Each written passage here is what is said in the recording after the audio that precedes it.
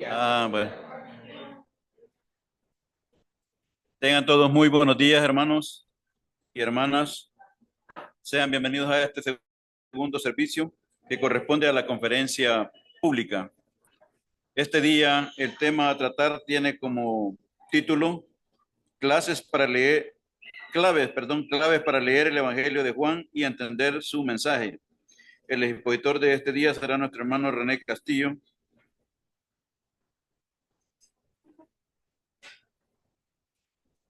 Para dar por iniciado este segundo servicio, voy a pedir que nos pongamos todos de pie. Pero antes quiero aclarar una cosa, ¿verdad? Que el servicio se comenzó hoy un poquito tarde por la cuestión de la actividad que se ha realizado en la capital, ¿verdad? Ciertas áreas fueron cerradas para la audiencia que nos está escuchando y sean todos bienvenidos, todos los que están conectados a Internet para esta clase de temas. Así que voy a pedir que nos pongamos todos de pie y vamos a buscar en nuestros himnarios el himno número 19, que dice: Señor mi Dios, al contemplar los cielos, el firmamento y las estrellas mil.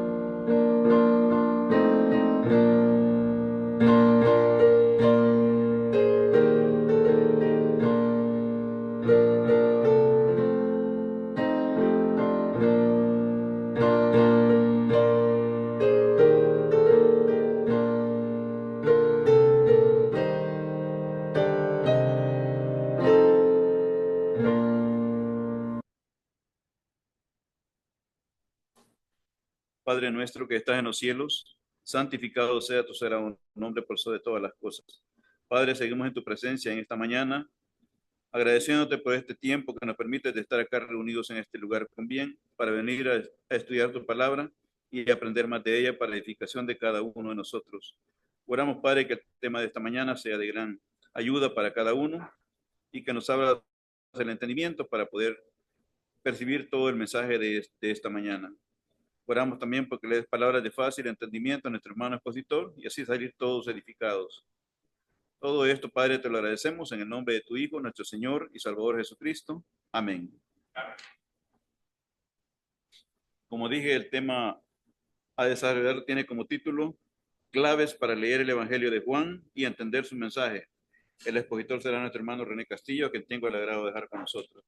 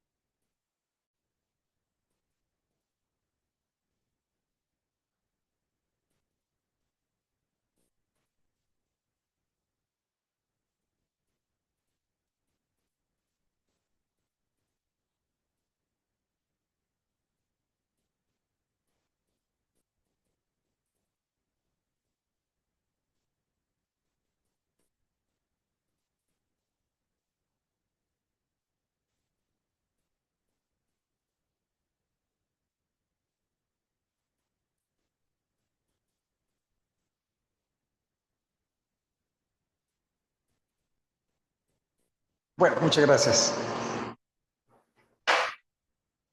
Bueno, gracias a todos por su asistencia este día y gracias a los que están conectados. También gracias por su comprensión, por haber empezado unos minutos tarde, dado la actividad que se ha desarrollado a nivel nacional.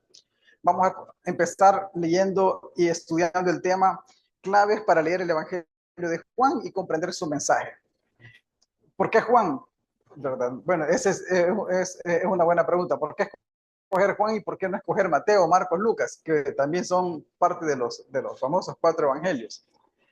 Y vamos a ver que la diferencia que tiene Mateo, Marcos y Lucas, los famosos conocidos evangelios sinópticos, es que tienen una forma de hablar, tienen una narrativa que es similar en los 3 evangelios. Además de que tienen un mismo lenguaje en su narrativa, de cómo cuentan los hechos, de cómo cuentan los milagros, también es posible de que los 3 evangelios se puedan poner a la par y se puedan comparar, porque narran casi exactamente las mismas historias.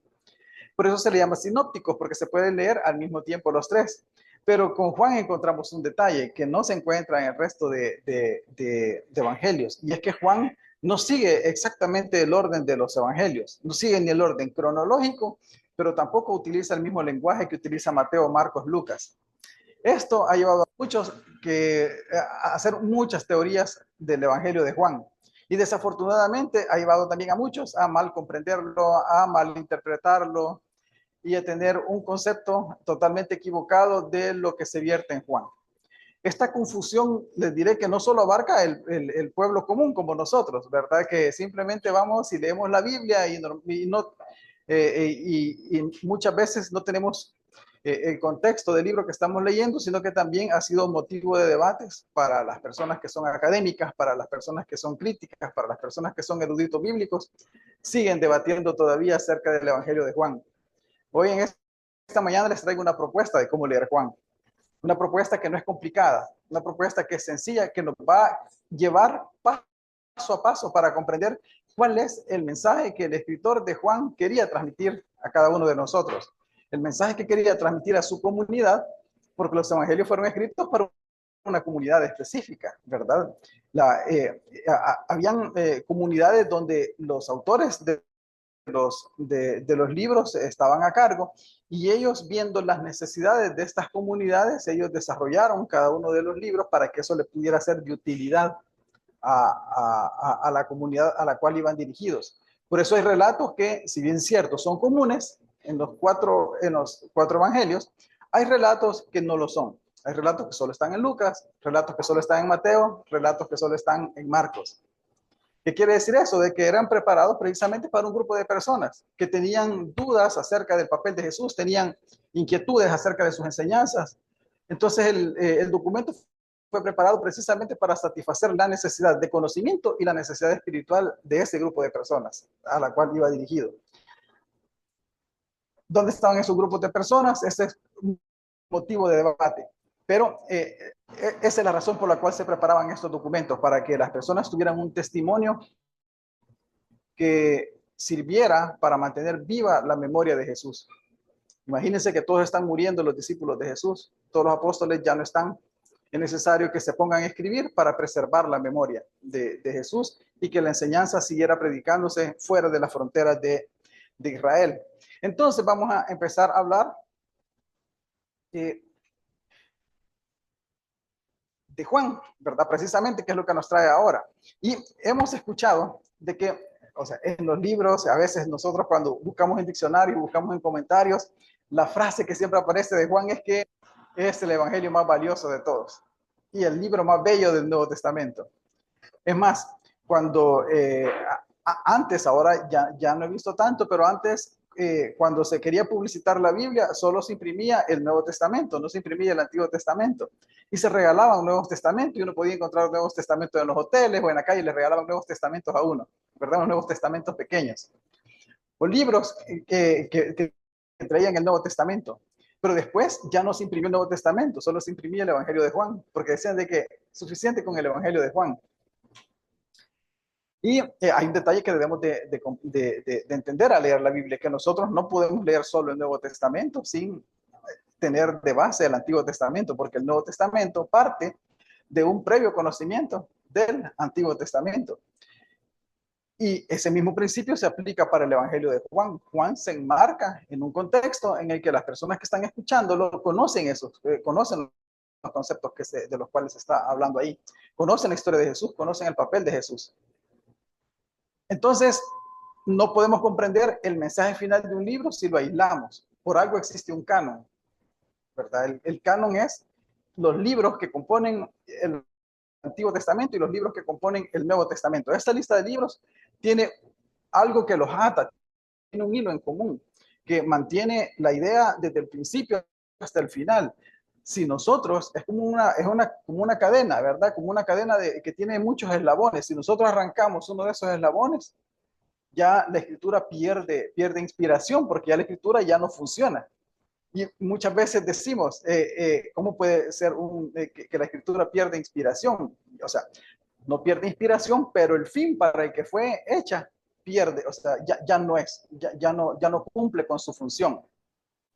Es el mismo principio que veíamos la semana pasada. No podemos agarrar un versículo e interpretarlo de manera separada de su contexto, porque un versículo separado de su contexto es un pretexto para hacer lo que nosotros queramos, porque lo podemos interpretar y manipular como nosotros nos convenga.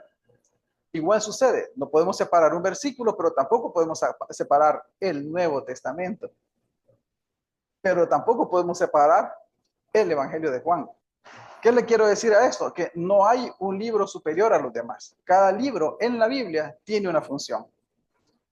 Y uno dirá, pero es que el Levítico a mí casi no me agrada, ¿verdad? Porque lo que tiene son rituales y números, tiene genealogías y cuentas. Cada uno de esos libros tiene un objetivo. Si no estuviera ese libro, el Deuteronomio no funcionara. Y así, cada uno de los libros que componen la Biblia. Por lo tanto, no cabe hablar de un evangelio superior a los demás. Estamos hablando de que este evangelio no es el más valioso. El evangelio es valioso por su naturaleza, pero no el más valioso dentro de los evangelios.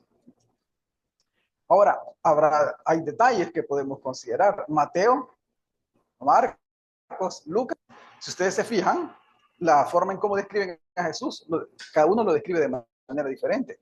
Por ejemplo, a Mateo le interesa demostrarte que Jesús es descendiente de David y por eso él hace una genealogía y la pone al principio.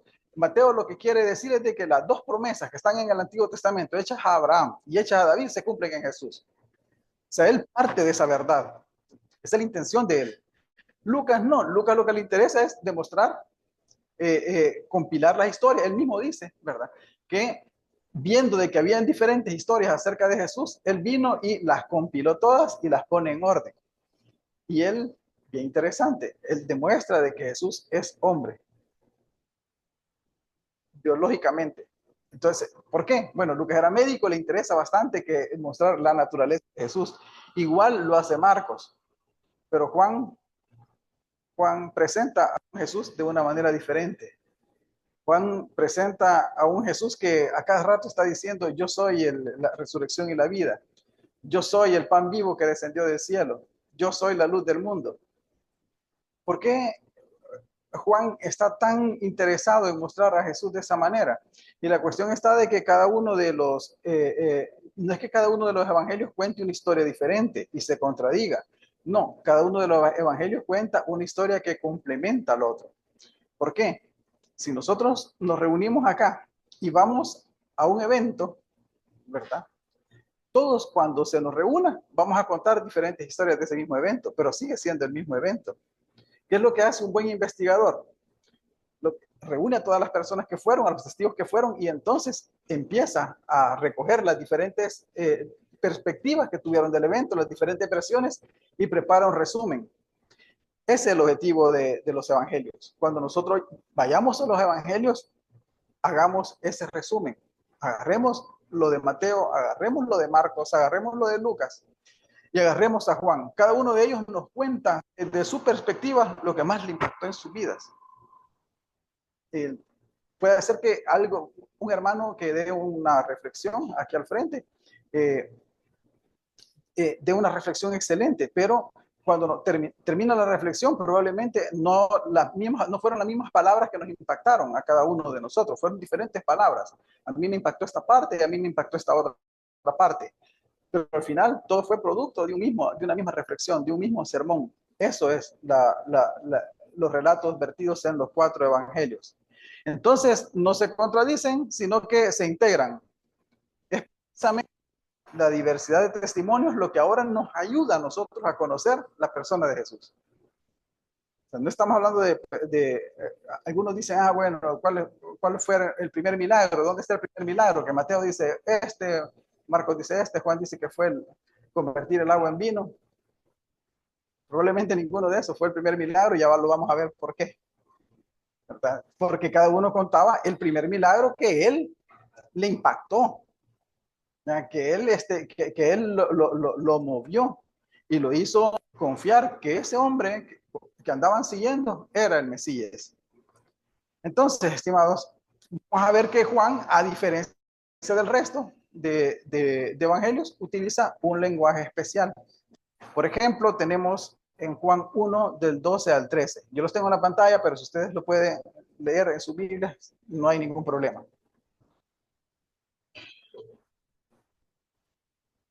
Juan 1 del 12 al 13 habla de cosas como, mas a todos los que le recibieron, a los que creen en su nombre, les dio potestad de ser hijos de Dios. Los cuales, estos hijos de Dios, los cuales no son engendrados de sangre, ni de voluntad de carne, ni de voluntad de varón, sino esto es un lenguaje para nosotros hermoso, ¿verdad? Pero que muchas veces puede traer confusión por la forma en la cual está redactado, en la forma en la cual está vertido.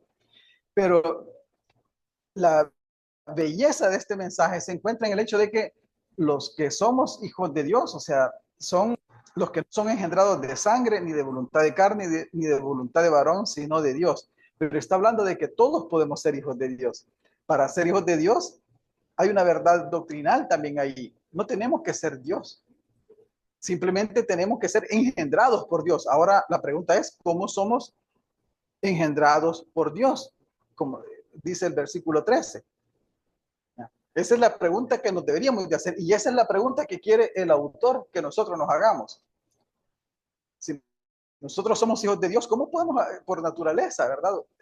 Porque Él nos creó, pero ¿cómo entonces podemos ser hijos de Dios engendrados por Él? Porque actualmente no lo somos, ¿verdad? Actualmente no, hay un momento en que no se es.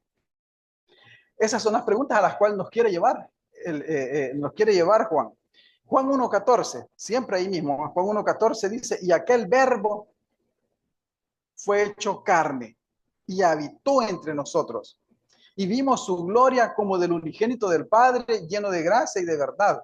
Entonces estamos viendo aquí la palabra verbo, que en las traducciones modernas se traduce palabra, que es la traducción correcta. Dice que habitó entre nosotros. O sea que la palabra se encarna. Ahora la pregunta que Juan quiere que nosotros nos hagamos es, ¿cómo se encarna la palabra? Ven, no está hablando de cuestiones literales, está hablando de cuestiones espirituales y eso es lo que vamos a ver. Juan habla de una manera espiritual, pero los que lo escuchan desde una perspectiva puramente material y terrenal. Y ahí es donde surgen los conflictos que podemos ver en Juan. Juan es el único que describe los conflictos entre Jesús y los judíos, porque todos le malentienden. Juan se escribe de tal manera de que todos esos conflictos para nosotros no existan. Que nos demos cuenta cómo los judíos, quienes lo escuchaban, malinterpretaron su mensaje y quiere evitar que nosotros volvamos a cometer lo mismo. Desafortunadamente, Juan se ha utilizado para hacer exactamente lo mismo que los judíos hacían. Lo mismo que Jesús, exactamente lo que Jesús quería evitar. Jesús quería evitar que sus palabras se comprendieran de manera literal. Jesús lo que quería era transmitir un mensaje y que las personas cuando escuchaban el mensaje se preguntaran, ¿por qué Jesús dijo esto? ¿Cómo yo puedo encarnar la palabra? Bueno, cuando hablamos de que la palabra se hizo carne, podríamos tomar eso como un apoyo a conceptos como la Trinidad, por ejemplo. Pero Isaías habla de que Dios envía su palabra y espera que esta no venga vacía, porque cada uno de los profetas encarnaba esa palabra. De hecho, cuando cada uno de los libros proféticos, ¿cómo empieza? Empieza con una frase que es, es fundamental. Vino a mí palabra de Jehová. ¿Quién era el que hablaba palabra de Jehová? ¿Solo quién? Bueno, si es palabra de Jehová, ¿solo quién la podría hablar? Dios. Pero, ¿qué es lo que está diciendo el profeta? Vino a mí palabra de Jehová. Ve y dile al pueblo. ¿Quién iba y hablaba la palabra de Jehová? El profeta. ¿Qué quiere decir? Que la palabra de Dios se hacía carne. O sea, habitaba en los seres humanos. ¿Por qué? Porque si bien es cierto, la palabra de Dios no era Dios el que bajaba, eran los mismos hombres quienes trasladaban esa palabra. Entonces la palabra de Dios se hacía carne en cada una de las personas que lo predicaban. Cuando nosotros salimos a predicar, cuando nosotros le hablamos del reino de Dios a otra persona, la palabra se está haciendo carne en nosotros. Y ya vamos a ver, Juan, cómo nos muestra los diferentes conflictos que surgen y cuál es la razón y el objetivo detrás de estos conflictos. Veamos Juan 6, bueno, ahí mismo está en la pantalla, pero si quieren lo pueden buscar, Juan 6, 51 al 52.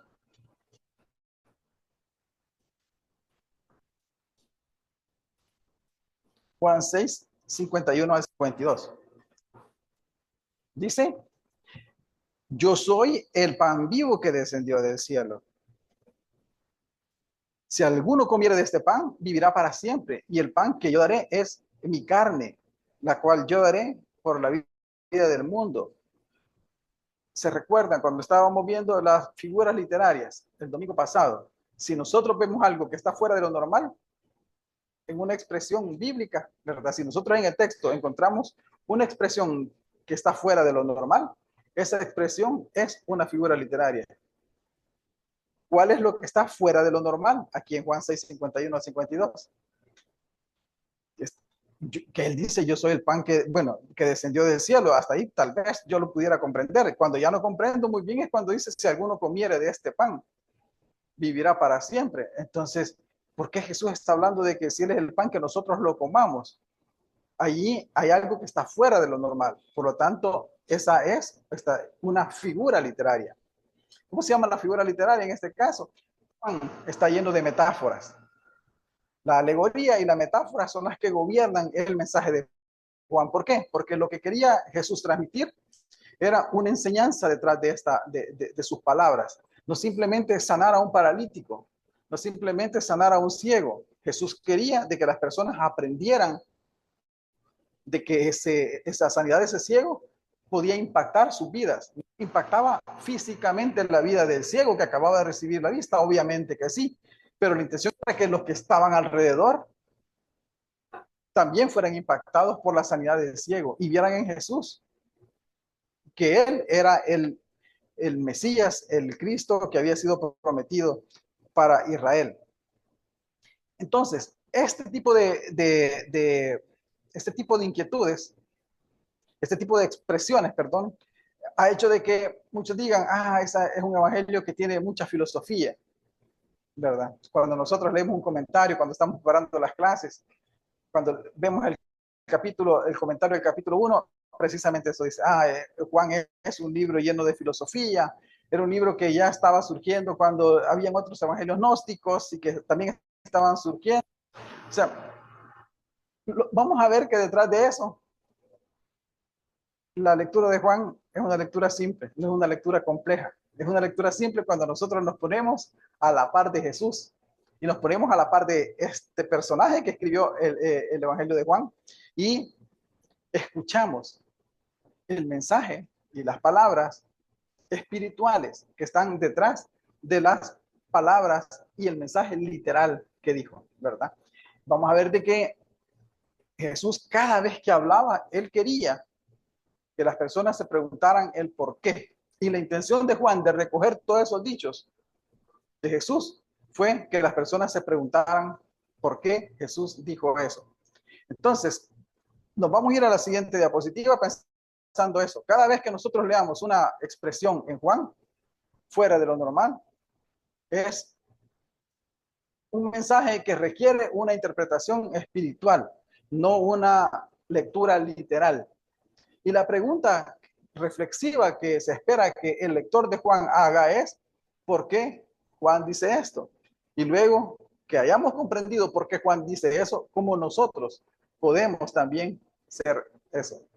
Si dice que Juan 6, 51, 52 dice que, perdón, si Juan 1, 14 dice que la palabra se hizo carne en Jesús, la reflexión que Juan quiere no es que pensemos que Jesús tiene una naturaleza diferente. La reflexión que Juan quiere es que nosotros nos preguntemos cómo la palabra también puede hacer carne en nosotros.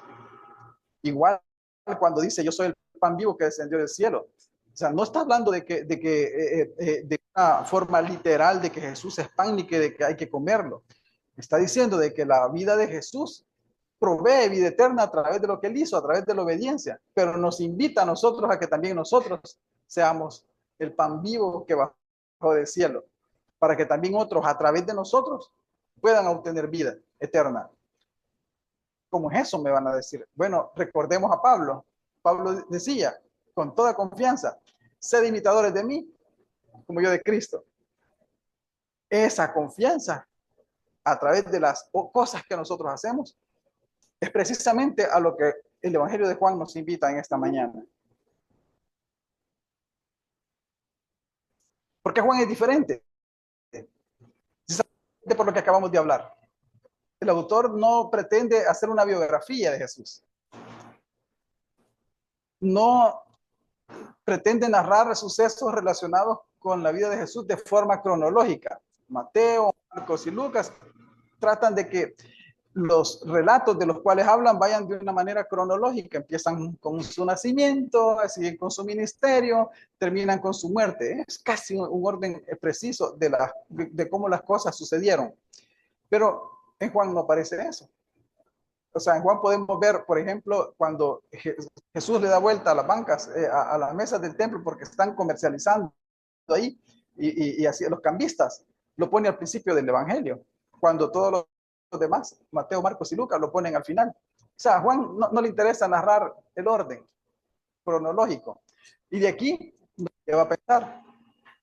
Si a Juan no le interesaba narrar el orden cronológico, habrá sido precisamente el primer milagro, las bodas de Caná, cosas que vamos a ir descubriendo en el camino conforme vayamos escudriñando este interesante libro.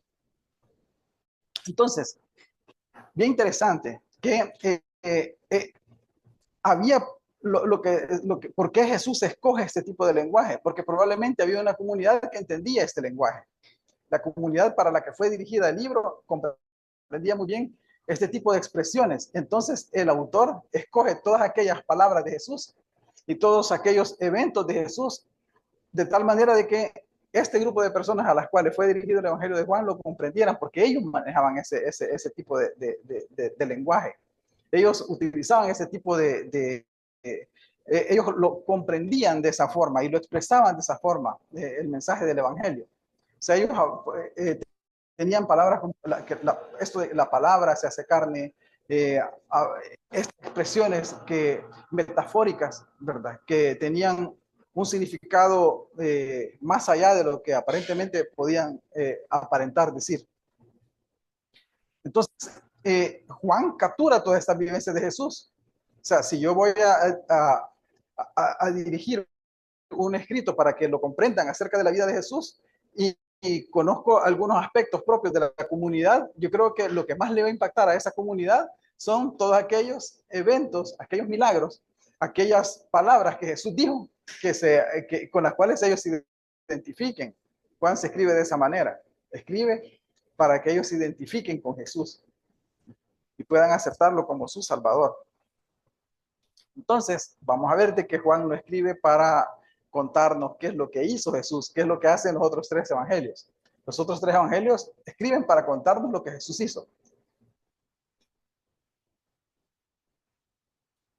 La intención de Juan es mostrar quién es Jesús. O sea, quién es este hombre que nació en Belén, que nadie sabe que nació en Belén, que se fue a vivir en Galilea, a Galilea y que terminó muriendo en Jerusalén. ¿Quién es este Jesús? Porque hemos de escucharlo.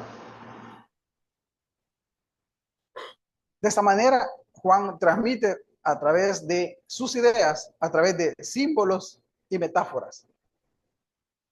cada vez que leamos Juan, debemos de partir de un principio.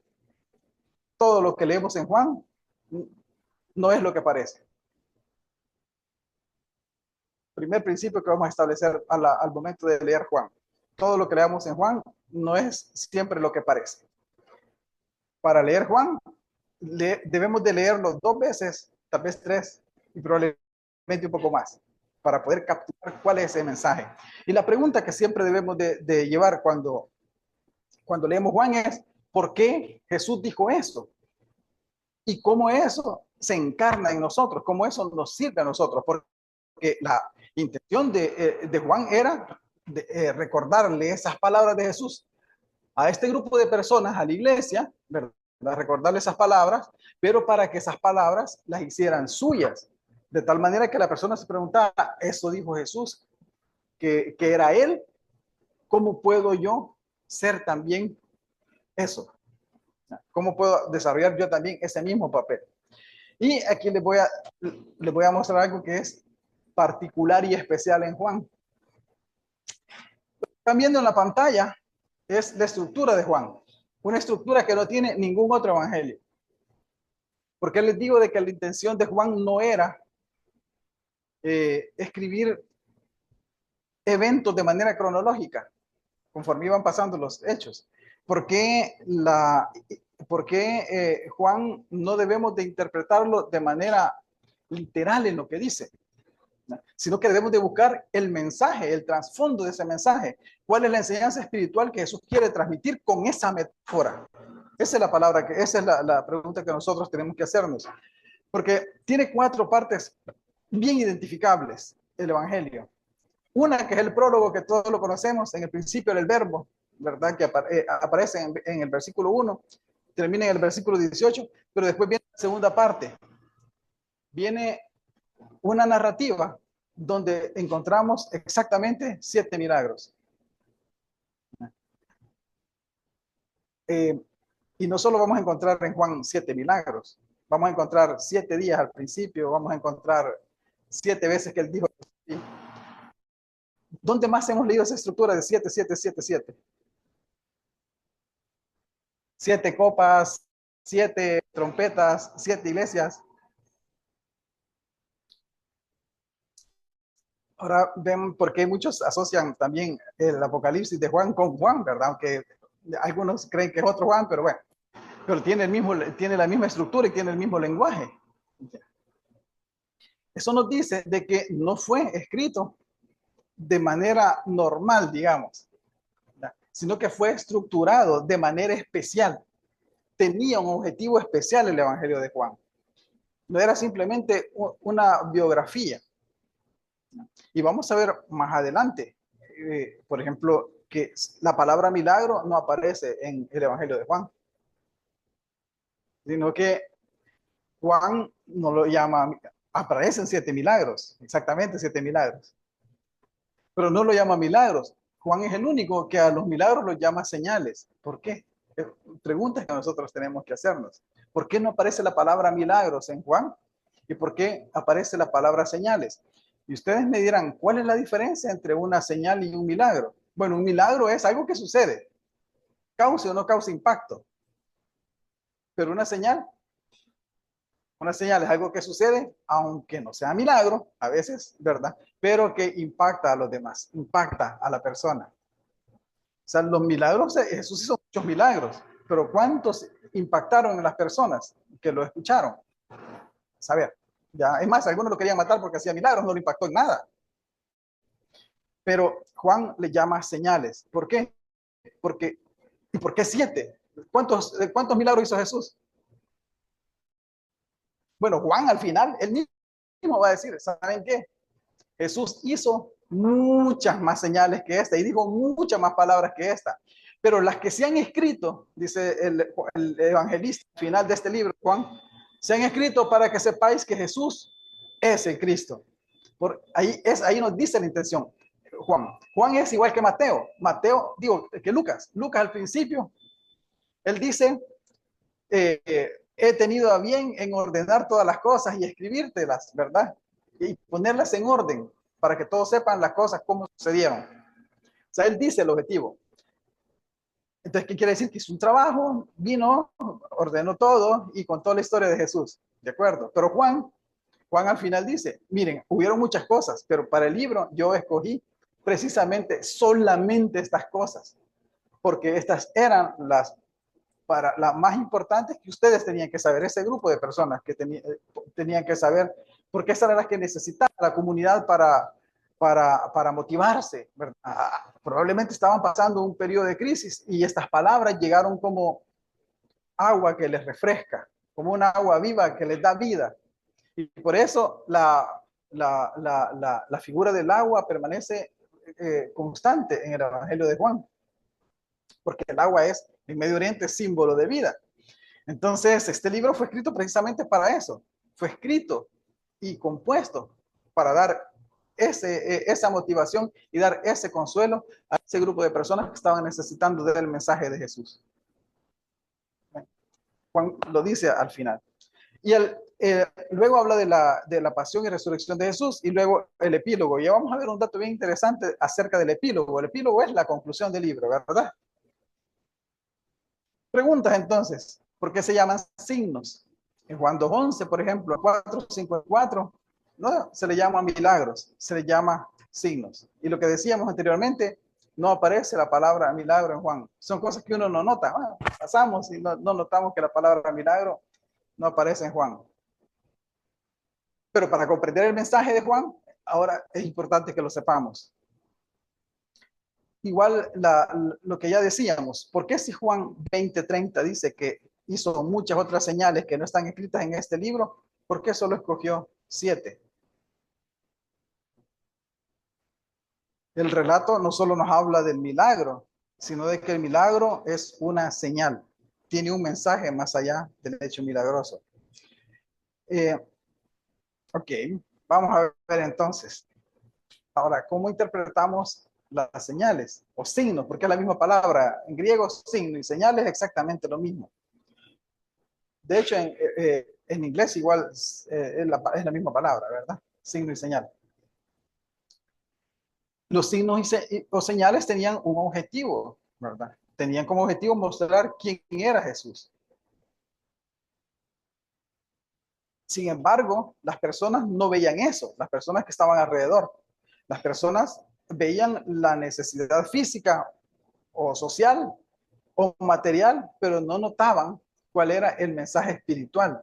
Y esa es la intención por la cual Juan le llama señal y no le llama milagro, porque Juan quiere que las personas no vean el milagro. O sea, no vean que Jesús sanó al ciego, no vean que Jesús sanó al paralítico. Sí, está bien, Jesús tuvo misericordia de ellos y esa es otra clase aparte, ¿verdad? Tuvo compasión de estas personas, cosas que nosotros debemos de imitar. Pero más allá, Juan quiere que detrás de ese milagro la gente pueda ver un estilo de vida, pueda ver cómo el modelo de Jesús puede ser, cómo la vida de Jesús puede ser modelo para nosotros y cómo ese milagro, ese evento podía convertirse en una señal para nosotros, una señal que nos haga cambiar, que nos haga transformar nuestra vida. Por eso se llama señal y por eso no se le llama milagro en este evangelio. Bueno, dice Juan 6:26 al 27.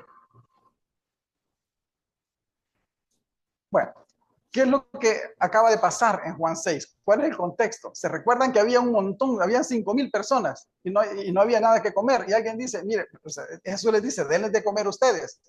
Y los apóstoles dicen, son 5,000 personas, ¿cómo les vamos a dar de comer? Bueno, ¿y qué tienen? Jesús, solo hay 5 panes y 5 peces y 2 panes, ¿verdad? Que va al revés. Eso no le va a alcanzar a nadie, ¿verdad? Entonces viene Jesús y hace el milagro de multiplicar los panes y comen 5,000 personas y sobran 12 canastos. Y la gente está tan emocionada que quiere hacerlo rey. Entonces, la gran pregunta es que Juan quiere que nos hagamos es ¿por qué querían hacerlo rey? Querían hacerlo rey por lo que él había predicado porque ellos lo iban siguiendo, ¿verdad? Escuchando el mensaje de él. Entonces, ¿por qué querían hacerlo rey? ¿Por lo que habían escuchado de él o porque les había dado de comer? Miren Juan 6:26 al 27. Dice Juan 6, 26 al 27. Respondiendo Jesús y les dijo, de cierto os digo que me buscáis, no porque habéis visto las señales, ¿verdad? O sea, no porque hayan comprendido el mensaje, ¿no? Sino porque comisteis el pan y os saciasteis. O sea, ustedes están fijando en la parte material, no están viendo el mensaje que Dios quiere transmitirle a ustedes. No están viendo el mensaje que puede transformar su vida. Están viendo cómo alimentar sus estómagos. Sino porque comisteis el pan y os saciasteis. Trabajad, dice. No por la comida que perece, sino por la comida que a vida eterna permanece, el cual el Hijo del Hombre os dará, porque a este señaló Dios el Padre. Quizás hubo una desconexión. Deme un segundito. Ya comparto de nuevo.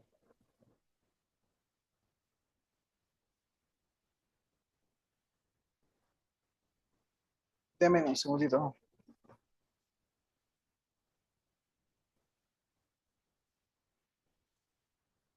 Deme un segundito que hubo una desconexión.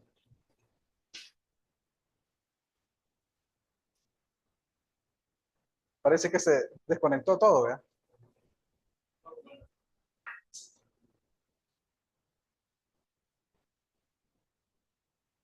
Deme un segundo.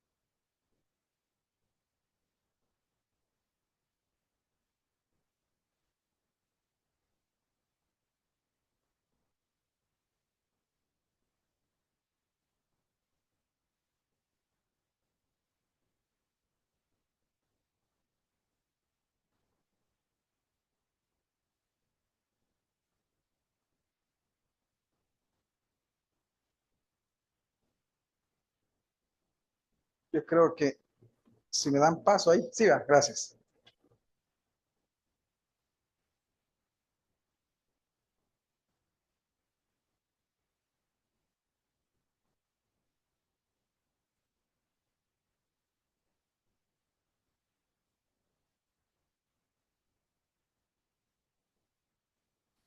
Bueno, perdonen, algo pasó. Algo pasó. Yo creo que ya se está viendo, ¿verdad? Gracias. Entonces, dice, Jesús quería que obviamente el mensaje que le estaba predicando calara en ellos, pero la gente estaba viendo que les había dado de comer, de verdad. Y lo seguían ahora, ya no lo seguían por el mensaje que predicaba, lo seguían porque ese nos va a dar de comer. Cuando lo que él quería es de que interpretaran del milagro que ese hombre que les estaba dando ese pan estaba proveyendo de un pan mejor, que no solo saciaba el hambre, no era para saciar el hambre física, sino que era para tener vida eterna, para dar vida. Entonces, cuando nosotros interpretamos estas señales, hay tres palabras, tres preguntas que nosotros nos tenemos que hacer. ¿Cuál es la necesidad que se estaba cubriendo, por ejemplo? ¿Qué conducta representa o qué conducta están llevando a cabo las personas que estuvieron presentes en esa señal? ¿Qué es lo que Jesús hizo y cuál es la enseñanza actual para nosotros? Por ejemplo, tenemos Juan 2, versículo 3. Juan 2.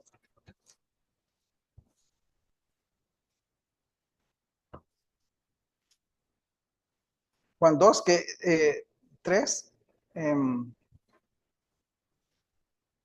dice,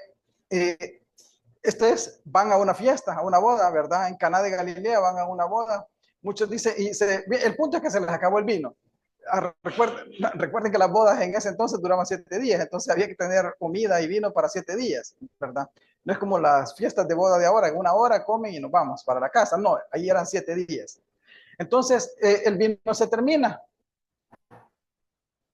el vino se termina. Y muchos dicen, es que era una familia pobre. Esa interpretación creo que no vale, ¿verdad? Por lo que vamos a ver. La pregunta que nos debemos de hacer es cuál es la necesidad que ha sido suplida o cuál es la necesidad que surge. Y el versículo 3 dice, y faltando el vino, la madre de Jesús le dijo, no tienen vino. Después, ¿qué conducta o qué ritual de la ley aparece en ese relato de esa señal? Y vemos de que dice, y estaban ahí 6 tinajas de piedra para agua, conforme al rito de la purificación de los judíos, en cada una de las cuales cabían 2 o 3 cántaros. Entonces Jesús no va a ser, lo que viene después es que Jesús va a pedir que llenen las jarras, los depósitos, perdón, las tinajas con, con, con agua, ¿verdad? Y las va a convertir en vino. Pero, ¿para qué sirven esas tinajas? De acuerdo a lo que son las que se ocupaban para el rito de la purificación, para lavarse las manos y para los pies. Ojo, eran 6 tinajas, no cualquiera tenía 6 tinajas de piedra en su casa, ¿verdad? O sea que era algo que era caro. Entonces, eso, algunos dicen que la familia era pobre, probablemente no, ¿verdad? Pero, ¿qué símbolo hay detrás de eso? Detrás de que Jesús use las tinajas del agua destinada para la purificación para convertir en vino para una fiesta.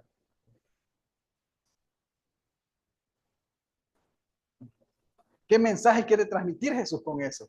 ¿Verdad? ¿De dónde viene la purificación? El mandato de la purificación venía de la ley de Moisés. Dice en el versículo, ¿qué es lo que Jesús hace? Ya sabemos que hace vino, pero ¿cuál es la enseñanza espiritual? En el versículo 10 podemos encontrar una pista, dice, y le dijo, todo hombre sirve primero el buen vino y cuando ya han bebido mucho, entonces sirven el inferior, mas tú has reservado el buen vino hasta ahora. Pero miren lo que pasa. Sí había, dice, bueno, había o no una enseñanza en eso. Miren lo que pasa en el versículo 11. Este principio de señales hizo Jesús en Caná de Galilea y manifestó su gloria a través de esa señal. ¿Y qué pasó con los discípulos? Los discípulos creyeron en él. ¿Qué es lo que acababa de hablarse durante esa semana? ¿Por qué tenían que creer en Jesús? ¿Y por qué Jesús tuvo que el vino lo pudo haber convertido? Había tinajas de barro para donde se vertía el vino y ahí se servía, no las tinajas de piedra donde estaba el agua de la purificación.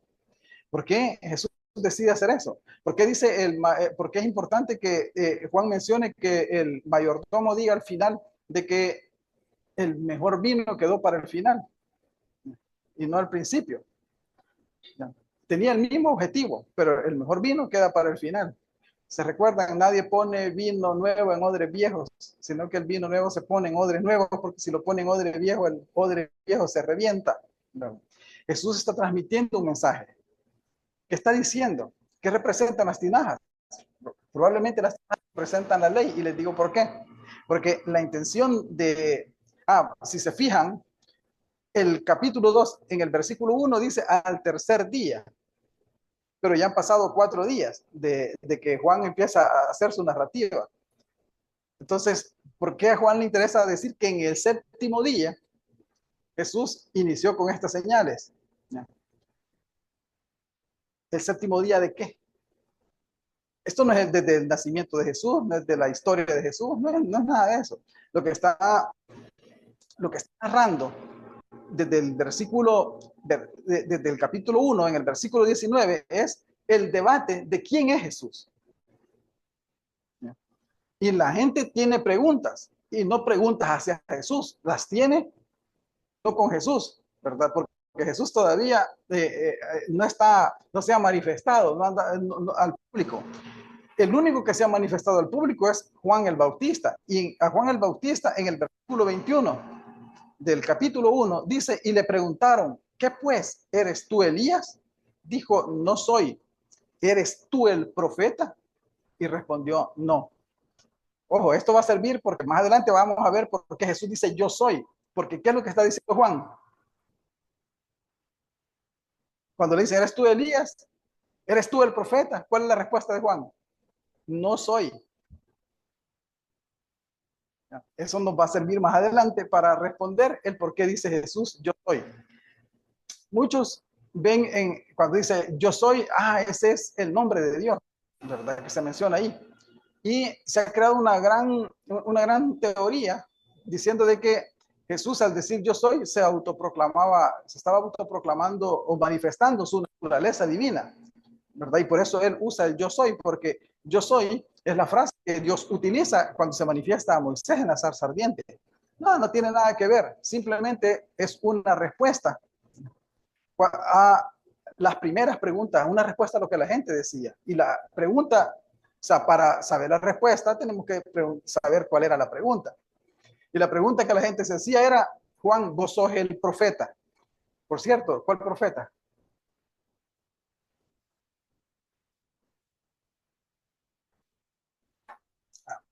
Vamos al versículo, siempre el versículo 25. Y le preguntaron, dice, y le dijeron, ¿por qué? Pues bautizas, si tú no eres el Cristo. Pues él decía, no soy, ¿verdad? Ni Elías, ni el profeta. ¿Qué profeta estaba pensando la gente? ¿Dónde estaba eso del profeta? Y miren en el eh, versículo 45, dice, Felipe halló a Natanael y le dijo, hemos hallado a aquel de quien escribió Moisés en la ley. Ahora, ¿cuál es el profeta? ¿Cuál profeta es? Es aquel de quien escribió Moisés en la ley. Y cuando nosotros encontramos ese Deuteronomio 18, ¿verdad? Profeta les levantaré de ti. Ya, a él escucharéis. Y ya vamos a ver más adelante eso. Entonces, lo que está haciendo eh, esta señal es confirmando que Jesús es ese profeta. ¿Ya? Es el nuevo Moisés, que está la ley, ¿verdad? Que está siendo ahora vivida de una manera diferente. Está siendo reemplazada con una conducta, ya no con tablas de piedra, sino que está reemplazado con una conducta. Eso que decía Jeremías, que iba a establecer un nuevo pacto. ¿Se acuerdan? Esta es la sangre del nuevo pacto, esa frase que Jesús dice. Porque Jeremías hablaba de un nuevo pacto, en la cual la gente tenía los mandamientos escritos en piedra y los cumplía porque solo para salir del compromiso, pero no cambiaba su conducta, no le servía para que su conducta, o sea, esos mandamientos no eran ocupados para que fueran mejores personas. Jesús ahora está transformando eso, está cambiando el uso de la ley, ¿verdad? Está reorientando el uso de la ley. Y es eso que los discípulos creyeron en Caná de Galilea cuando vieron la señal de Jesús. Ya. Los demás están más fáciles, no se preocupen. Los demás casos que vamos a ver. Pero bueno, veamos. Así que, interesante. ¿Cuántas señales hay en Juan? 7, ¿verdad? ¿Cuándo empezó la primera señal? Al séptimo día. Ven, todo está lleno de simbolismo. Ahora, hay otra cosa. Los diálogos en Juan también tienen simbolismo. O sea que Juan fue exquisito a la hora de componer el libro, ¿verdad? O sea, la inspiración divina construyó un evangelio, o sea, que tenía un gran mensaje detrás, o sea, una estructura que iba a transmitir un gran mensaje. Cada relato no está de balde en Juan, cada diálogo no está de balde. Cuando viene Nicodemo en la noche, no está de balde. Cuando Jesús se encuentra con la samaritana en el pozo de Jacob, ese relato no está de balde, porque Juan no quiere que nosotros interpretemos solo los milagros de él, ¿verdad? ¿Qué es lo que quería transmitir cada milagro? Sino que quiere transmitir qué es lo que cada diálogo de eso significaba y qué enseñanza tiene para nosotros. Veamos qué preguntas tenemos que hacernos. Bueno, siempre en un diálogo hay malos entendidos. Juan es el experto en sacar los malos entendidos. Antes que Abraham fuese, yo soy un mal entendido. Destruyan este templo, ¿verdad? Que yo lo voy a edificar en 3 días. Un mal entendido. Jesús no estaba hablando del templo físico. pero toda la gente que lo escuchaba entendía lo material, no entendía lo espiritual, el mensaje espiritual que estaba detrás de eso. Antes que Abraham fuese yo soy, la gente lo entendió material, porque le dicen, bueno, si este no tendrá tantos años y dice que antes que Abraham fuese, ya él ya era, ¿verdad? La gente está entendiendo la parte material, pero no están entendiendo el mensaje espiritual. Y Juan no estaba hablando de manera literal. Juan estaba transmitiendo un mensaje. Nosotros lo que debemos de preguntarnos es, dejémoslo, ya sabemos que lo literal no es literal, lo que está escrito ahí no es literal, debemos de preguntarnos cuál es el mensaje detrás de eso, detrás de esa expresión, detrás de esa metáfora. Entonces, ¿cómo lo interpretan los personajes? ¿Cuál es la enseñanza igual? ¿Cuál es la enseñanza espiritual que nos deja este diálogo? Y veamos un caso particular, Juan 3. Vamos a hacer lo que podamos porque ya nos quedan pocos minutos, ¿verdad? Ya nos pasamos. Pero Juan 3 es el famoso caso en que Jesús se encuentra con Nicodemo. Y vamos a leer del versículo 1 al 3 para que nosotros nos podamos ubicar. Juan 3, 1 al 3. Dice, había un hombre de los fariseos que se llamaba Nicodemo, un principal entre los judíos. Ojo, fariseo y de los principales entre los judíos. O sea que estamos hablando de un Nicodemo, o sea, de la élite, ¿verdad? De los doctores de la ley. Este vino a Jesús de noche y le dijo, Rabí, sabemos que has venido de Dios como maestro, porque nadie puede hacer estas señales que tú haces si no está Dios con él. Respondiendo Jesús y le dijo, de cierto te digo, el que no naciere de nuevo no puede ver el reino de Dios. Entonces, ¿cuál es la primera pregunta que nos debemos de hacer en un diálogo? Es, ¿cuál es el malentendido que surge? Y el malentendido que surge es, ojo, recuerden, si en los diálogos hay malos entendidos en Juan. Eso es lo que quiere que nosotros identifiquemos el malentendido. Esas palabras contradictorias, ¿verdad? Porque él quiere mostrarnos cómo la gente no comprendía el mensaje, lo veía desde el punto de vista terrenal y no lo veía desde el punto de vista celestial, espiritual. Ponerlo en práctica en la vida diaria. Ya van a ver esto. Todo, diálogos y milagros. Por cierto, los diálogos más grandes son 7, ¿verdad? O sea que ahí podemos ver cómo está bien estructurado este libro. Dice, Nicodemo le dijo en el versículo 4, ¿cómo puede un hombre nacer siendo viejo? ¿Puede acaso entrar por segunda vez en el vientre de su madre y nacer? Y empieza una plática entre Nicodemo y Jesús. Entonces, en el versículo 9, dice Nicodemo de nuevo, respondió Nicodemo y le dijo, ¿cómo puede hacerse esto? Y le dice Jesús, y le dijo, ¿eres tú maestro de Israel y no sabes esto? ¿Qué habrá pasado? ¿Cuál era el significado de estas palabras y por qué Nicodemo lo malentendió o lo vio desde un punto de vista totalmente terrenal y no espiritual? ¿Qué nos demuestra de que Nicodemo estaba viendo puramente la parte material? ¿Qué dice? ¿Cómo puede un hombre entrar al vientre de su madre y volver a nacer? Él lo estaba viendo desde el punto de vista material, pero hay un detalle. En el versículo 3, donde respondiendo Jesús le dijo, de cierto, te digo que el que no naciere de nuevo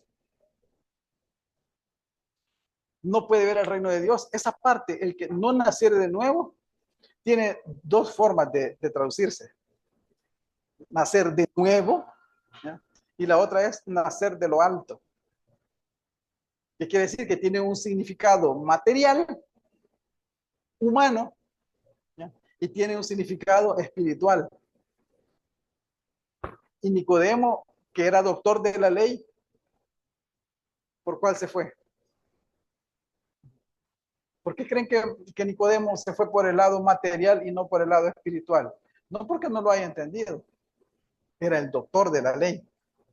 Era maestro de Israel. No porque no lo haya entendido. Miren lo que quiere decir la enseñanza de Jesús.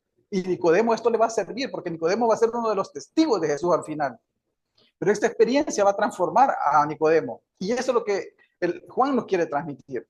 Miren, por cierto, ahora viene donde Jesús, de noche, ¿verdad? También tiene un significado. Esas palabras están ahí porque tienen un significado. Viene de noche y interpreta no nacer de arriba, sino que se acuerdan que dice que los que son hijos de Dios son engendrados por, no de sangre ni de carne, sino que de Dios, ¿verdad? Esta es la respuesta que estábamos buscando con ese versículo. Viene de noche. Y miren, al final en el versículo, ya casi terminando el párrafo,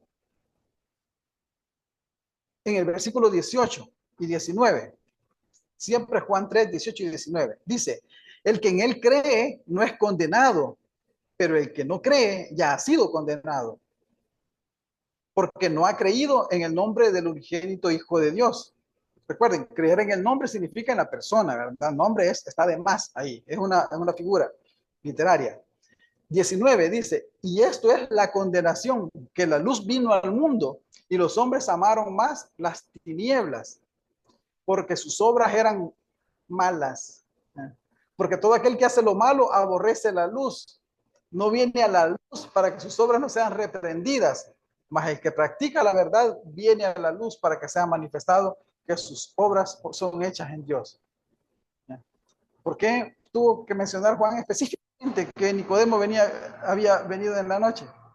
¿Y por qué el conflicto que surgió entre ellos dos? Ya. Es porque, como dice Jesús, el versículo 19 y 20 narra lo que Nicodemo en realidad era. Era como cualquier fariseo. No había nada de diferencia en Nicodemo. Pero el haber platicado con Jesús esa noche y el haber reflexionado con Jesús esa noche cambió su vida. Ese día, Nicodemo llegó a la luz. Ya no se volvió a esconder. Ya no hacía sus hechos a escondidas, ¿verdad? Ahora él había conocido la luz. Y él a partir de este día nació de lo alto. No nació de nuevo, como él decía. Nació de lo alto, pasó a ser un hijo de Dios. De esos hijos que no son engendrados por carne y sangre, sino que son engendrados de Dios, porque obedecen la palabra, porque la palabra entra en ellos y la palabra crea un nuevo ser. Por eso la nueva creación y el nuevo ser que vamos a ver más adelante en las primeras cartas de Juan, que también son sigue el mismo estilo literario de Juan. Oscar, lo dejo al final.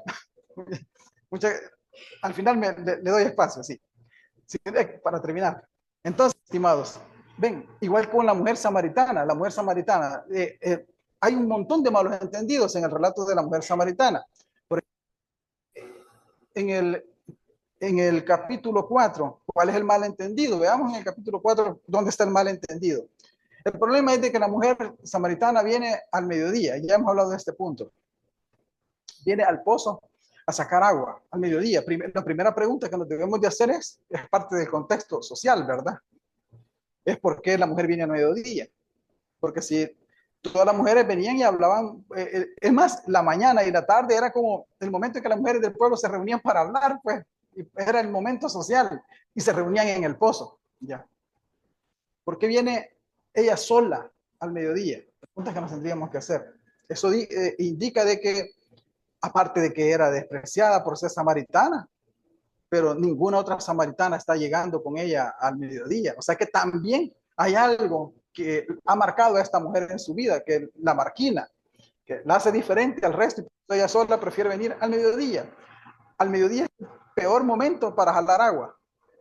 En Israel, al mediodía el sol está alto y caliente, ¿verdad? Entonces viene y dice, en el versículo 9, como Jesús viene y le dice, mira, dame de beber. Ojo, no es tan fácil darle de beber. Si mira, estoy sacando agua y está quitando, me vas a obligar a sacar de nuevo agua. Pero bueno, dice, y la mujer samaritana dice, ¿cómo tú siendo judío me pides a mí de beber, que soy mujer samaritana? Porque judío y samaritano no se tratan entre sí, aclara el autor. Dice el 10, respondió Jesús y le dijo, si conocieres el don de Dios y quién es el que te dice, dame de beber, tú le pedirías y él te daría agua viva. Y dice la mujer, Señor, no tienes con qué sacarla y el pozo es hondo. ¿De dónde pues tienes el agua viva? La pregunta que surge aquí es, primero, la mujer estaba pensando en agua, ¿verdad? Simplemente, ven, estaba viendo la parte material, la parte humana, no estaba viendo la dimensión espiritual que Jesús quería que ella viera. Cuando le dice, yo te voy a dar agua viva, tenemos que entender que era agua viva. Agua viva es una expresión judía para narrar el agua que corre de un manantial, de un nacimiento, de un río. O sea que es el agua que está permanentemente saliendo. Se llama agua viva porque nunca se termina, ¿verdad? Siempre está circulando. Y el agua de un pozo, ¿qué pasa con el agua de un pozo? Se termina, ya. Entonces ella por eso, dame de esa agua viva, pues siempre voy a tener, ¿verdad? O sea, dime dónde está. Pero Jesús no quiere hablar de esa, no le está hablando de agua líquida, ¿verdad? De agua literal. Quiere transmitir un mensaje más allá. Vean cuando Jesús le dice en el versículo 17, les digo esto, vamos a avanzar para que ustedes en su casa ya empiecen a ver cada uno de estos relatos con otros ojos. Dice el versículo 16, Jesús le dijo, ven, llama a tu marido y ven acá. Respondiendo la mujer y dijo, no tengo marido. Jesús le dijo, bien has dicho, no tengo marido. Porque 5 maridos has tenido y el que ahora tienes no es tu marido. Esto has dicho con...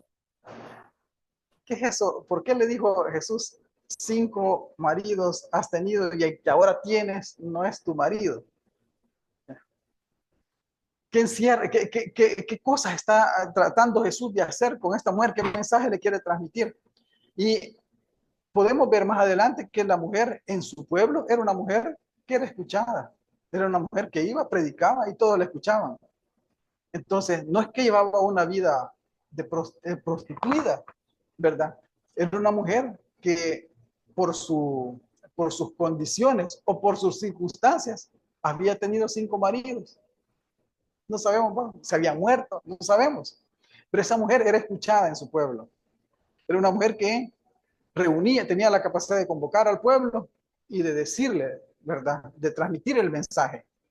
Entonces, ¿qué pasaba con esta mujer? ¿Ya?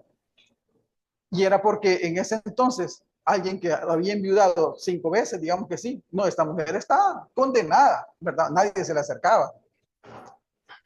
Habían estigmas sociales. Ahora, hay algo más detrás de este relato también. 5 maridos has tenido. No solo era la historia de la mujer, sino que también era la historia del pueblo samaritano. ¿Por qué? Segunda Reyes 17:24.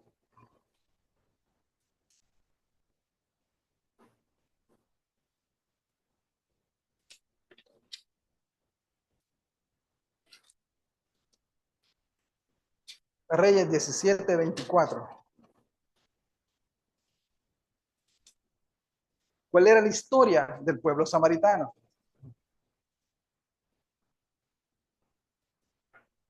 Cuando Israel fue llevado cautivo por los asirios, quedó despoblado, ¿verdad? Entonces el rey de Asiria trajo personas de otros lugares para poblar la tierra.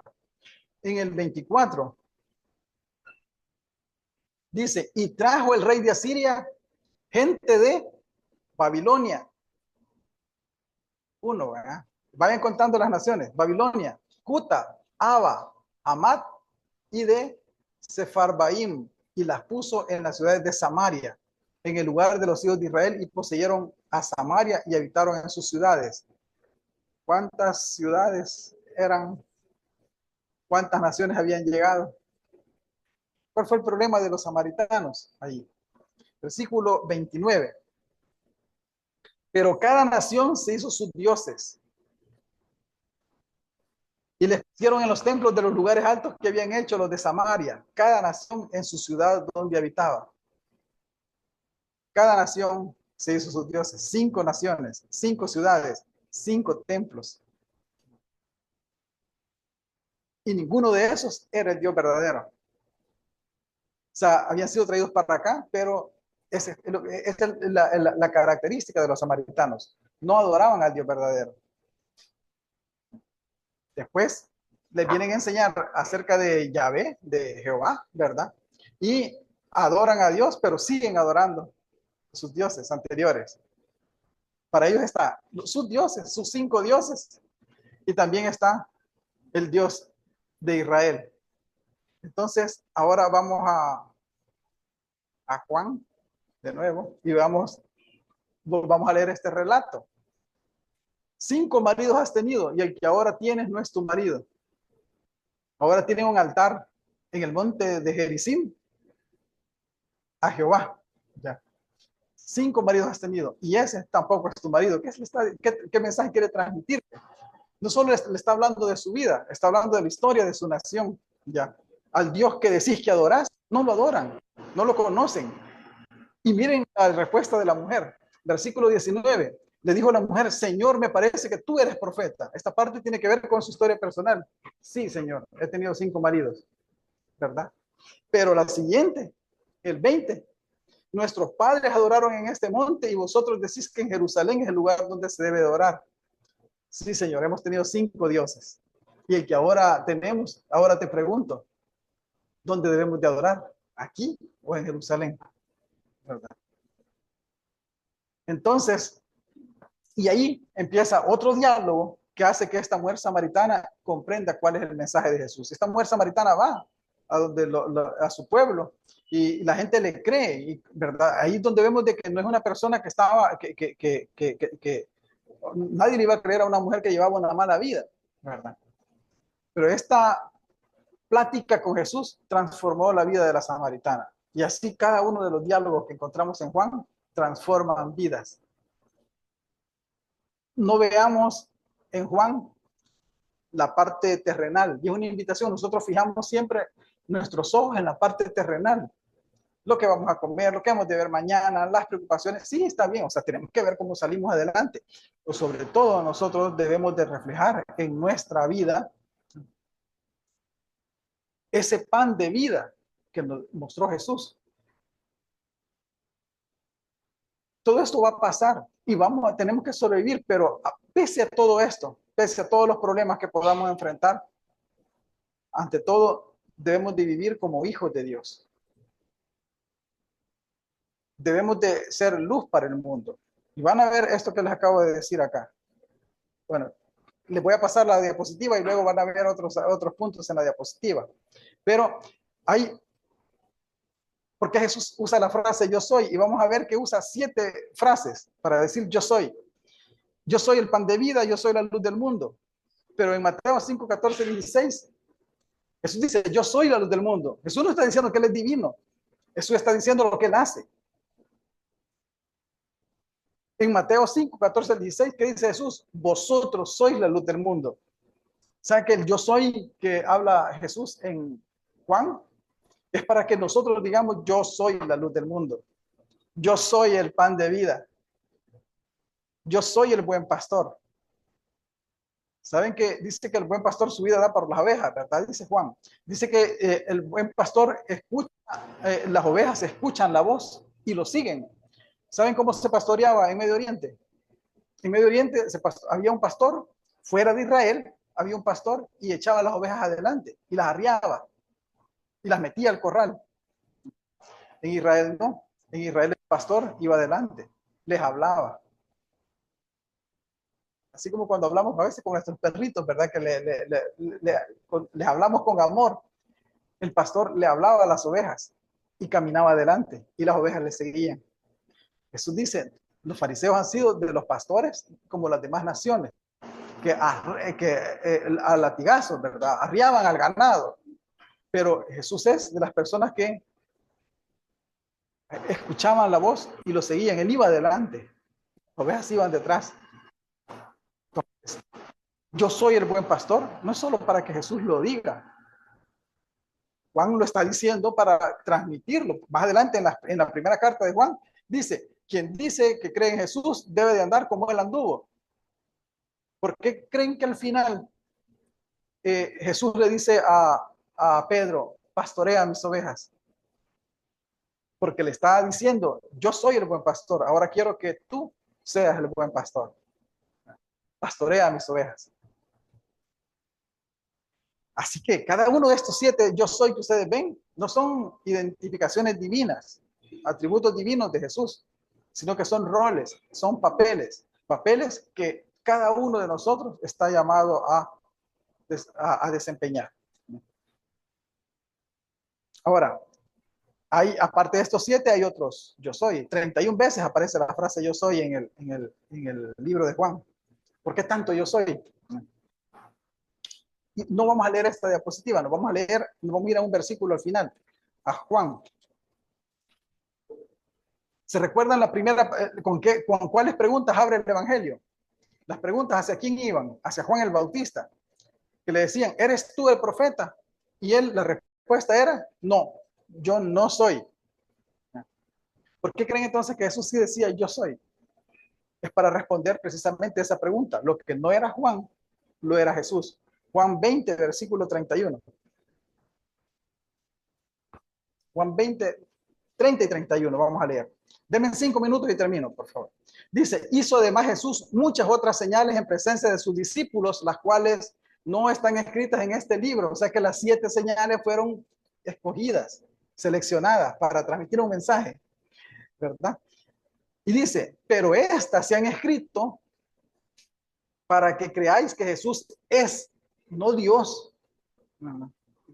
No, para que creáis que Jesús es el Cristo, el Hijo de Dios. Juan está identificando directamente a Jesús con el pacto hecho con David en 2 de Samuel 7. Y será llamado Hijo. Este descendiente que iba a establecer el reino de Dios sobre la tierra para siempre. Entonces se escribe, dice, para que sepan todos que Jesús es el Cristo, el Hijo de Dios. Cuando él dice yo soy, él está respondiendo una pregunta. No está diciendo yo soy Dios. Él está diciendo yo soy el Cristo, el Hijo de Dios. Y no lo está diciendo, y lo que quiere Juan es que no solo lo creamos a través de sus palabras, Juan quiere que lo creamos a través de sus señales, a través de sus hechos, para que nosotros no vayamos allá afuera a imitar a Jesús con palabras, ¿verdad? Sino que vayamos también a imitar a Jesús con palabras y con hechos, porque esas palabras solo pueden ser argumentadas si detrás de ellas hay hechos que las confirman. No podemos solo hablar, tenemos que ser luz entre las naciones, no es simplemente eso, ¿verdad?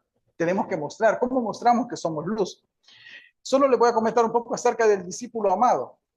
Hay una figura enigmática, digamos así, a través del Evangelio de Juan, el discípulo amado. Todos decimos que el discípulo amado es Juan, ¿verdad? El discípulo que Jesús más amaba. En realidad, Juan no lo dice. Es una suposición que nosotros hacemos, pero Juan no dice que Juan era el discípulo amado, y eso ha llevado a pensar a muchos que era Lázaro, etcétera, etcétera, etcétera. Sin embargo, por evidencia directa en los demás evangelios, sabemos que como Juan y Pedro siempre andaban juntos, entonces Juan es el autor. Pero indistintamente de eso hay un detalle. Vemos a este discípulo amado en la segunda parte, después de las 7 señales, en los relatos que vemos acerca de la pasión y muerte de Jesús, que es el tercer bloque de relatos. Juan le dedica 13, 14, 15, 16, 5 capítulos al diálogo que sucede en la última cena. Nadie en ningún libro de ningún evangelio le dedica tanto. Esta persona estaba bien cerca de Jesús y había capturado todo el mensaje, toda la esencia de lo que Jesús decía, de tal manera que escribe 5 capítulos de los diálogos de la cena. Esa última cena para él fue crucial, fue algo que no se le olvidó jamás. Y a través del libro siempre aparece esta figura, el discípulo amado, siempre se le menciona. Y veamos en qué caso se le menciona. En el 13:23 está recostado en el pecho de Jesús, ¿verdad? ¿Quién era el que se recostaba siempre en las cenas? ¿Quién era el que estaba recostado al pecho del principal de la casa? ¿Ya? Era la persona más amada, era el primogénito, era el mayor confianza. Lo que refleja es que el discípulo amado tiene con Jesús la misma intimidad que Jesús tiene con Dios. Se recuerdan que Jesús en Juan, en el capítulo 1, versículo 18, dice de que el que está en el seno del Padre, Él lo ha dado a conocer.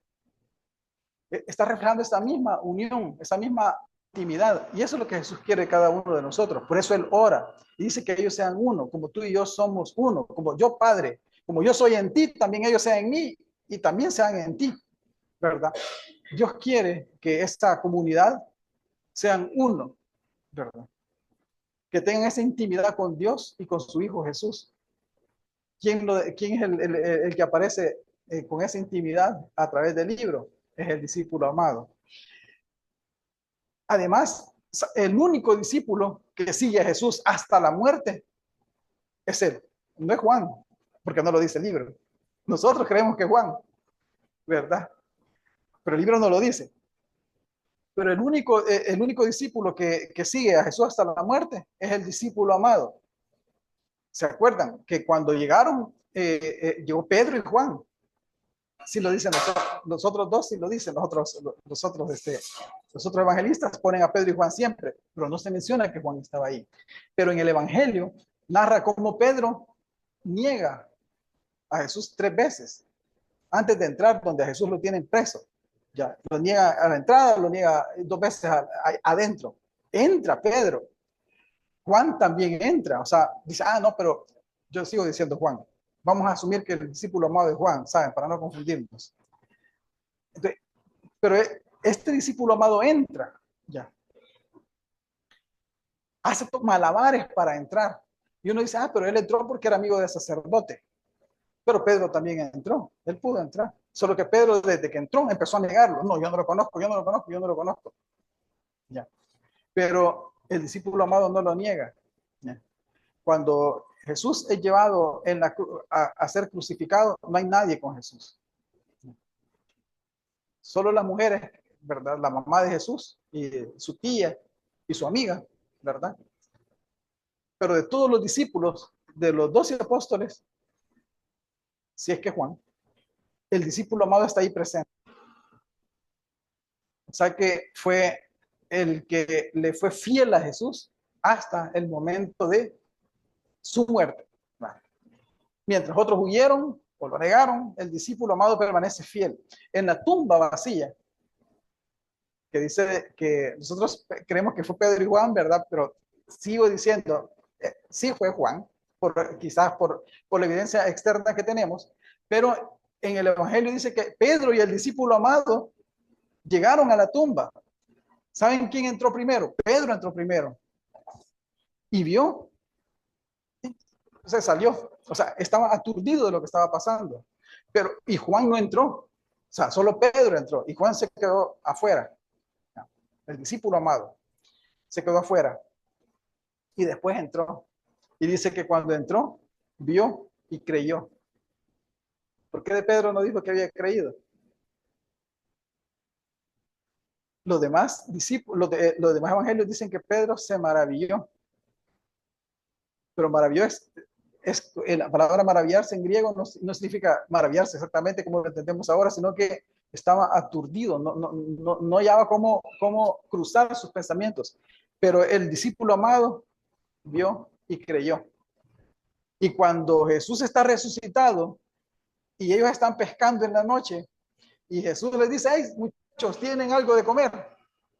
Juan, el discípulo amado, dice, es el Señor. Es el primero que lo reconoció en la noche. ¿Se acuerdan que Pedro estaba desnudo porque no habían pescado nada, ¿verdad? Y Pedro estaba estaciado ya, es porque hace calor. Entonces estaba desnudo y cuando oyó que el discípulo amado dice, es el Señor, se tira al agua y Pedro sale.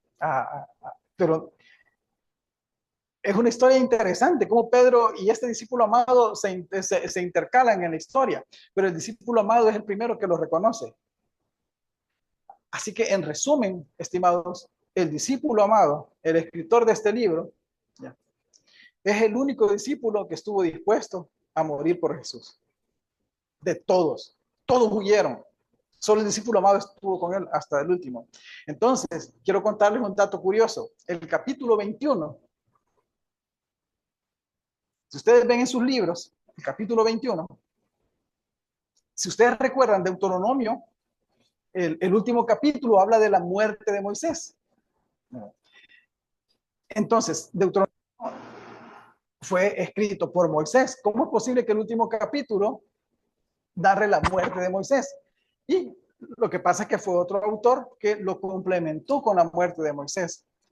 Algunos creen que el capítulo 21 es un complemento del Evangelio de Juan, ¿ya? Y que el Evangelio de Juan termina en el versículo 31, en Juan 20. ¿Ya?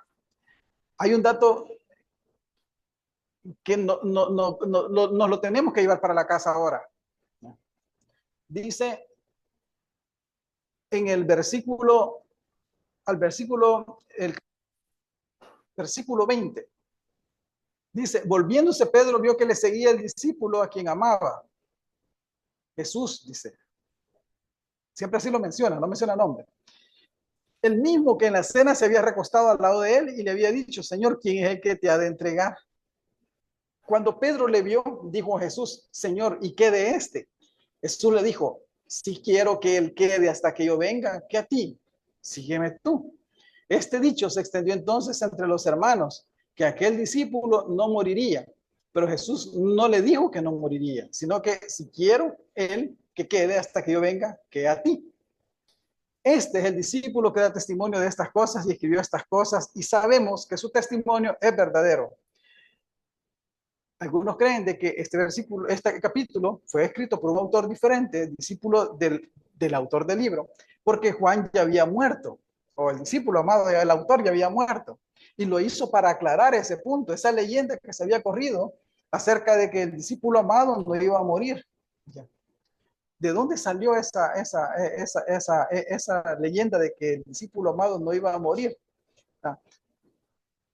Entonces, fue de esta frase, de este diálogo que sostuvo con Jesús. Bien interesante. La pregunta es, ¿por qué no se nombra al discípulo amado en todo el libro de Juan? ¿Por qué no se da el nombre? Aquí viene la parte interesante, que no se nombra porque el Evangelio quiere que seamos nosotros, o sea, nos interpela a nosotros, para que nosotros seamos ese discípulo amado. El nombre no aparece para que sea el nombre de nosotros que le pongamos al discípulo amado. Y el capítulo 21 tiene este detalle. Dice el versículo 24, este es el discípulo que da testimonio de estas cosas y escribió estas cosas y sabemos que su testimonio es verdadero. Este versículo 24 no lo escribió Juan. Juan ya había muerto. El que está escribiendo el capítulo 21, él está poniendo su nombre y está diciendo, este es el discípulo amado, porque él está asumiendo ese papel, ¿ya? El papel que nosotros deberíamos de asumir ahorita con este evangelio, con el papel del discípulo amado. Nosotros somos el discípulo amado. El discípulo amado es alguien histórico, pero él no iba a morir, iba a permanecer para siempre, porque todos aquellos que se atrevieran a poner su nombre como el discípulo amado, ya, lo iban a hacer eterno. Lo iban a hacer que él nunca muriera y que el discípulo amado siempre fuera conocido. Nosotros tenemos que ser ese discípulo amado. ¿Hasta dónde amamos a Jesús y estamos dispuestos a renunciar a todas aquellas cosas que nos alejan de Dios, esas cosas materiales que nos alejan de Dios? Pero Jesús está diciendo ahí, yo soy la verdad, yo soy el agua viva. ¿Cómo nosotros también nos convertimos en ese personaje? Nos convertimos en ese Jesús. Y nos convertimos en ese discípulo amado de Jesús. Ese que estaba dispuesto a serle fiel hasta la muerte. Yo los invito en esta mañana a que cada uno de nosotros, cuando vea la palabra, el discípulo amado, no piense en Juan, ¿no?, sino que pensemos en cada uno de nosotros. Nosotros somos el discípulo amado. Muchas gracias. Perdón, gracias. Vamos a... agregar a esta clase, ¿verdad? Y que es bien interesante el mandamiento de las clases. Porque cuando nosotros leemos el acto de Nicodemo, nos vamos a que él era un principal y que puede decir, pero ¿por qué decir? Él llegó de noche. Pero la clave está en la palabra noche, que acaba de mencionar. Porque cuando se piensa en materialismo, estamos hablando que él todavía le faltaba bastante por entenderlo y estaba inmiscuido más en lo material que en el espíritu de la ley.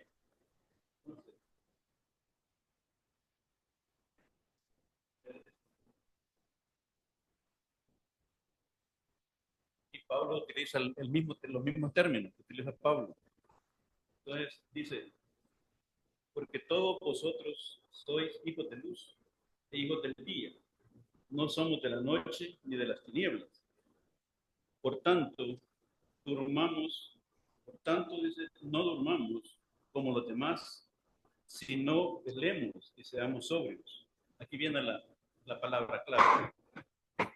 Pues los que duermen de noche, duermen. Esta es la clave, noche. Entonces dice, porque los que duermen de noche duermen. O sea que los afanes, la ignorancia que la gente vive, ¿verdad? No está diciendo que el borracho toma de noche, el borracho toma de día también, ¿verdad? Entonces la clave que utiliza Pablo es esa misma que está utilizando allá, la que mencionó usted en Nicodemo. Y dice, pues los que duermen, de noche duermen, y los que se embriagan, de noche se embriagan. Entonces, es lo mismo tema de ignorancia, ¿verdad?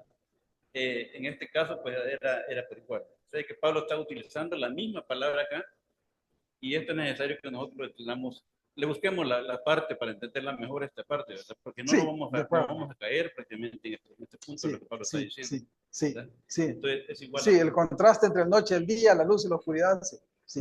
Muy bueno. Muchas gracias. nada más. Muchas gracias. Una última opinión con...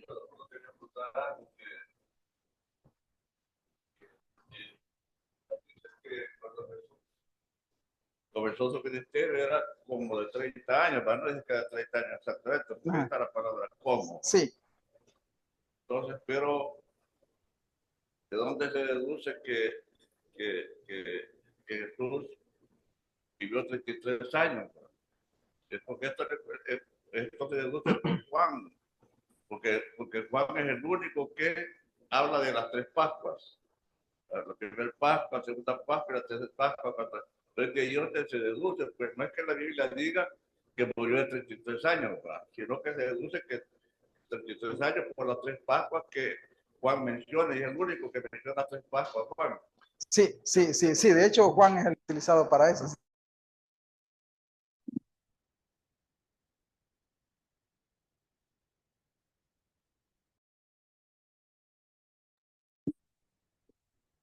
¿Puedo opinar?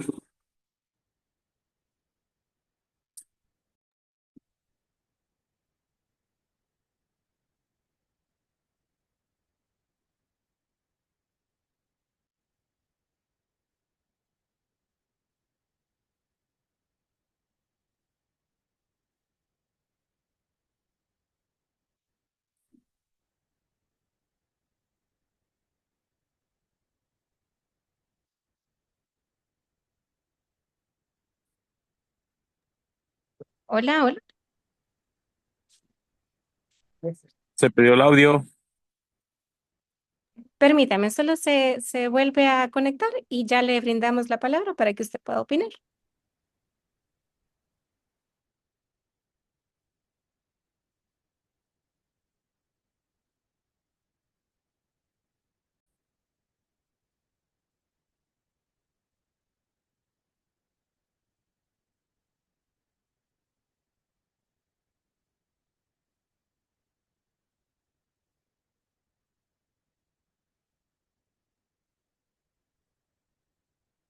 Jesús, en ese momento ya se había manifestado el verso, eso no se encontrar.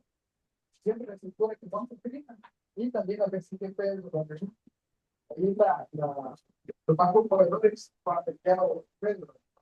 Si me amas, Pedro le dice que no le dice si te amo, sino que le dice si te quiero.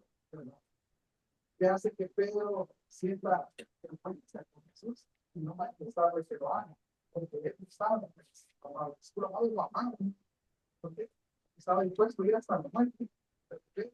Entonces, no lo tanto a la muerte con él. Y eso es lo que Pedro se entristece, ¿verdad? Pero Jesús le dice, sígueme. O sea, no, Pedro, te estoy diciendo de que no ha terminado tu obra. Vamos, empecemos de nuevo, ¿verdad?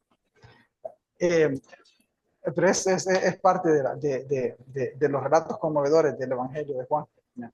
Y una de las enseñanzas para nosotros. ¿Verdad? Hoy sí. Hoy, perfecto. Bueno, si quieren que en el altavoz está bien. Si le das volumen a la compu. Ok. Pues, Si gusta, Billy, puede opinar ahorita. Amigos, ¿qué tal? Buenos días, ¿me escuchan? sí, sí, mucho gusto. Oigan, fíjense que yo el día de hoy acabo de descubrir la página de Cristadelfianos y la verdad me interesa mucho, es por eso que me colé a esta clase. Perfecto, qué bueno que lo Ay, tenemos por acá. sí, tal vez alguien me podría contactar. Creo que yo coincido con sus creencias. Excelente, excelente. Le vamos a tomar, ¿sabe qué? Déjenos su correo electrónico y su número de teléfono en el chat de ahí de Zoom para que lo podamos contactar y podamos ofrecerle más literatura y seguirlo invitando a más clases como esta. Muchas gracias, ahorita lo dejo. Muchas gracias. Un gusto, cuídese. Hasta luego. Bueno, muchas gracias. Creo que terminamos tarde. Perdonen. Seguimos para la próxima conferencia el próximo domingo. Gracias a todos, a los que conectaron y a los que estuvieron presentes.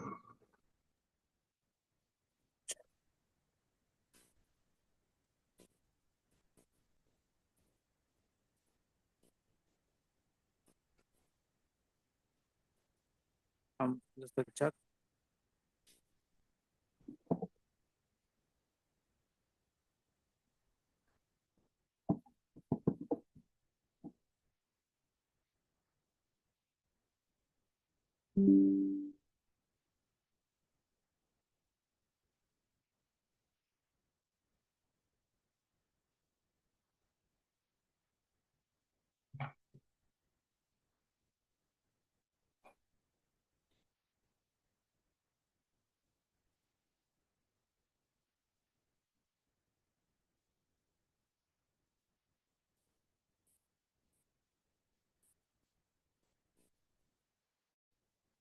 Sí, sí, vi unos rostros, pero nuevos. Nuevos no, pero sí que no están. Sí, sí. Me estaba haciendo una pregunta que yo mismo dije yo, bueno, retroceder el reloj hace milagros.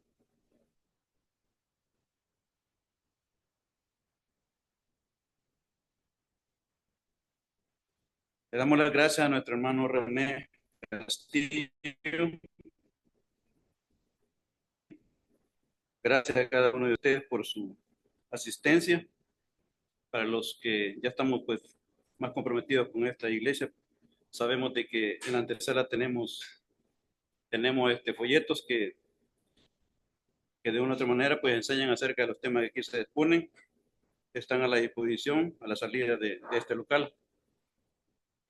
Invitándolos también a las lecturas bíblicas los días martes, jueves a las 5:30 de la tarde. Están todos invitados. Y también a una clase bíblica los días sábados a las 3 de la tarde, continuando con eh, el libro que hemos elegido para este año. Y también invitándolos a otra conferencia pública similar a esta para el próximo domingo, si Dios lo permite. Y no sé si hay clases también en la parte alta por este día. Están invitados también los jóvenes. Para dar por finalizado este segundo servicio, voy a pedir que nos pongamos todos de pie.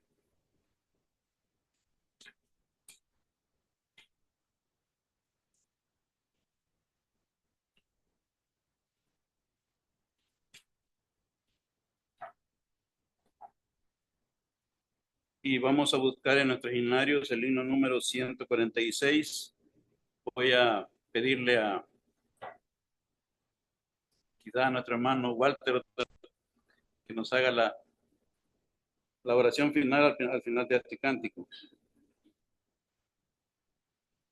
Himno 146 dice: Jesús, yo he prometido servirte con amor.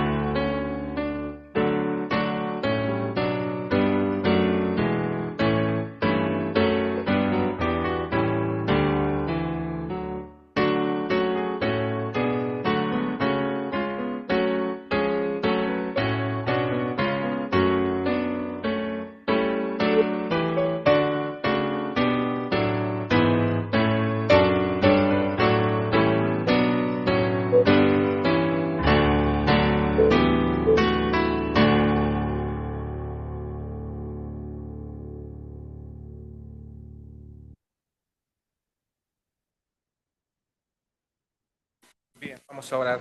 Cerremos nuestros ojos e inclinemos nuestro rostro. Padre nuestro que estás en los cielos, santificado sea tu nombre. Agradecidos, Padre, por el tiempo de paz que nos has regalado esta mañana. Al final, Padre, de esta mañana te damos las gracias por habernos permitido escudriñar tu palabra, Padre, haber entendido y comprendido, Padre, esperando que tu palabra no vuelva vacía, que haga mella en cada uno de nosotros y podamos seguir adelante, Padre eterno. Ahora te pedimos que nos despidas en paz, que nos guardes de todo mal y de todo peligro y que nos permitas, Padre, a reunirnos en una próxima, esperando, Padre, que todos los actos hechos esta mañana hayan subido como ofrenda de olor fragante ante tu presencia y esperando que nos des la oportunidad de reunirnos en una próxima para adorarte y alabarte como tú te lo mereces. Todo esto te lo pedimos, te lo deseamos confiando en que nos escuchas, pues te lo pedimos todo en el nombre de nuestro amado Señor Jesús. Amén.